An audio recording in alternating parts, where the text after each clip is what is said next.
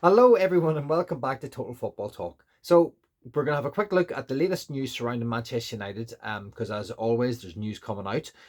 But first and foremost, how are you guys feeling after the result last night? It was absolutely brilliant. A great way to end last week.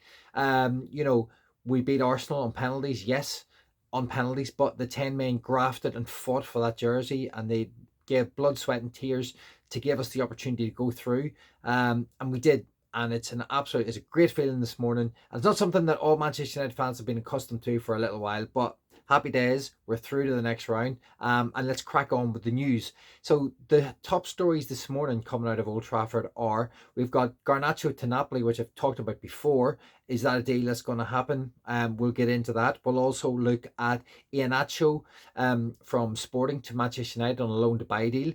There's talks about Johnathan David in the potentially coming in this transfer window because I believe his contract is coming to an end, so there could be a potential deal for that. What happens if Garnacho goes? If we sell Garnacho and Rashford, where does that leave us, and what will Manchester United do in the transfer window? And finally, just a little bit on Marcus Rashford. The press have been going in on Rubin Amorim from his arrival and after Marcus Rashford has kind of been left out of the team. That's 6 games in a row now he's not played. But there wasn't any questions last night surrounding Marcus Rashford and why was that. So we'll have a quick look at that as well. But okay, guys, we'll go straight into the top story, and that is the story of Garnacho to Napoli. And as I mentioned before, there was talk about Garnacho going there because Cavacilia, I cannot pronounce his bloody name. This kid is looking like he's going to go to PSG in the next few days, and if he goes, Napoli are going to need a replacement, and he could potentially be the replacement they're looking for. Now, there's talks of around 50 million euro. I think it's about 46 million pound. First of all, do you guys think that Garnacho one should stay? And do you think if he was sold and he went, do you think he's worth that amount of money, or do you think he's worth more than that? Just any of your thoughts, drop them in the comments below, and I'll try and get back to you, and we'll see how we all kind of run with this one. But from my point of view, if you look at Garnacho yesterday, he did a good job when he had his opportune moment to make the right decisions at the right time. He didn't. The old Garnacho, I'm not saying it's completely changed, but the old Garnacho might have drifted in and tried to get a shot away. But last night he did the opposite. Last night he drove forward with the ball and he made a great pass to Bruno. Well, the pass maybe could have been slightly better. It was a little bit bobbly, but Bruno, finished it with aplomb. Superb finish, absolutely brilliant. But yeah, can we afford to let Garnacho go? Because I believe that Rashford has to go.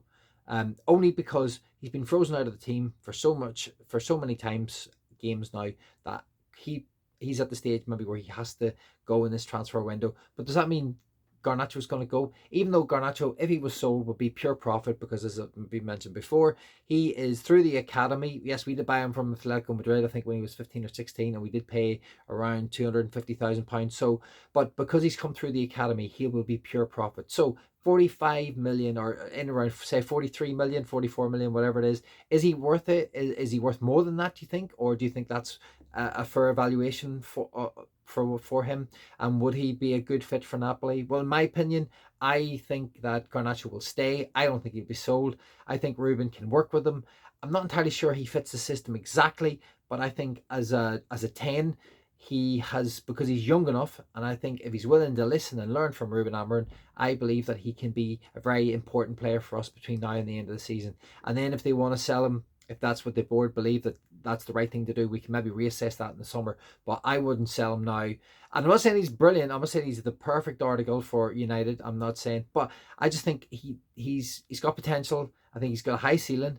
I think if he gets his head down and he works hard, he could become a very, very good player for Manchester United. But as I said, the board might think differently and they may want to bring in money and he might go. So we'll have to see what happens on that. But, fingers crossed that we can whatever the decision is made, if Rubin wants him gone, we trust in the manager. I suppose that's ultimately what it boils to. If Duke Rubin wants to keep him, let's hope the board don't sell him from under him and leave him a little bit short, because we would maybe find it difficult to fill that space in the team.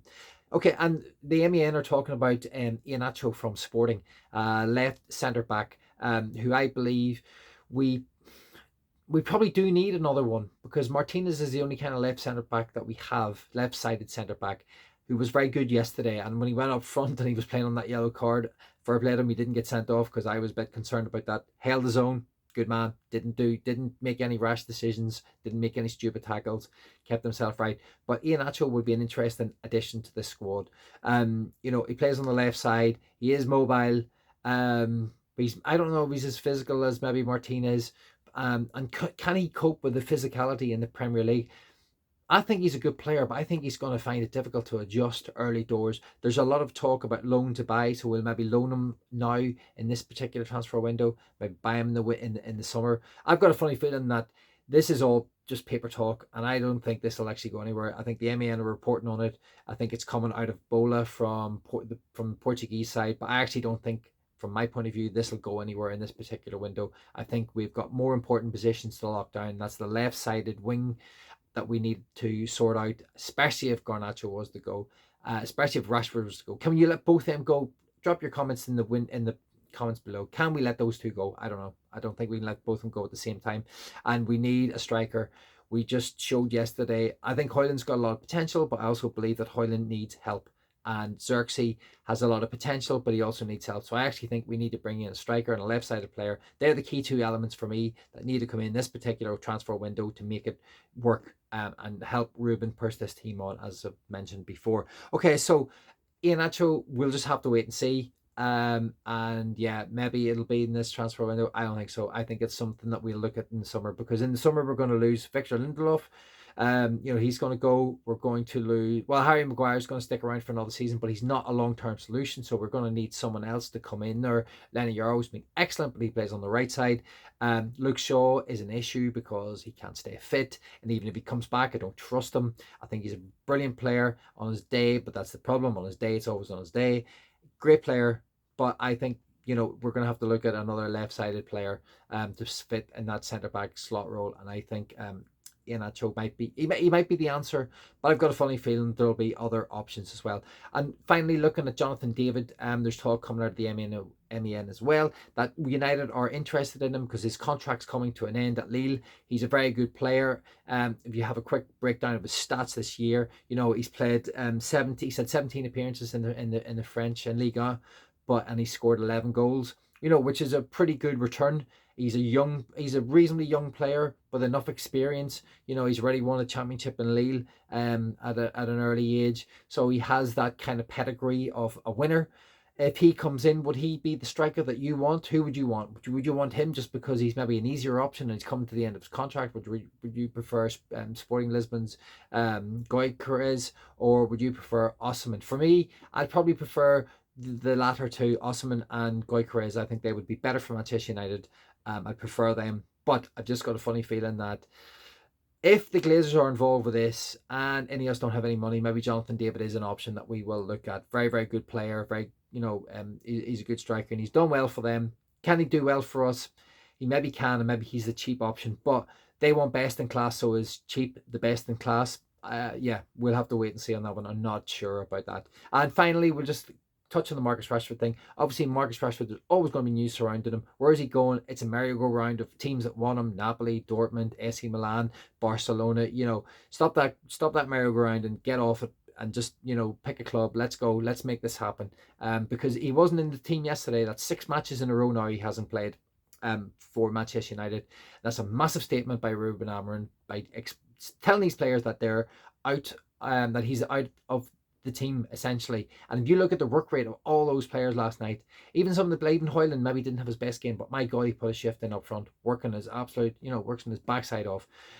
That's what he needs. He needs 11 players on the pitch, and he needs players coming off the bench. And if Rashford is in a position where he's not going to give what all those other players are giving, then time to part ways. Time to let Rashford go off into the sun and play for another team and potentially do well somewhere else. But if we can recoup some money for him, bring some money in and give Rubin, reinforcements, then maybe that's the way to do it. Okay, guys, brilliant. Thank you very much for listening. Please give us a like, subscribe, and share. Just want to try and grow this little tribe of people. And, I appreciate all the people who've subscribed already. Thank you very much for listening to me. And hopefully we can carry on growing this little tribe over a period of time. And just one final thing before I go. I should have said this at the top. We will monetize this channel. I'm going to show you what it's like to try and monetize a YouTube channel. So every week I'll do a little update on where I am with how many subscribers I have and how many views I've had over kind of a weekly period. I'll do it, try and do it once a week. So every Monday, either Sunday or Monday, depending on when I can get the video made. And yeah, I will show you guys how difficult it is to monetize a channel like this, because I've got a feeling it's going to be bloody hard. Thank you very much for listening, guys, and we'll see you on the next one.